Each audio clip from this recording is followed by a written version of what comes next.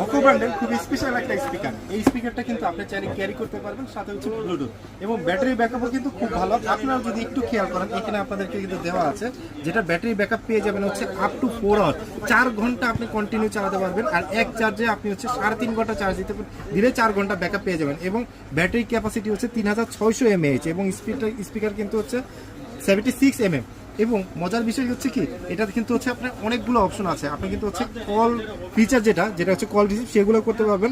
পাশাপাশি কিন্তু হচ্ছে দুইটা কেবল দেওয়া আছে, 3.5 জ্যাক এবং হচ্ছে চার্জিং যে কেবলটা সেটা।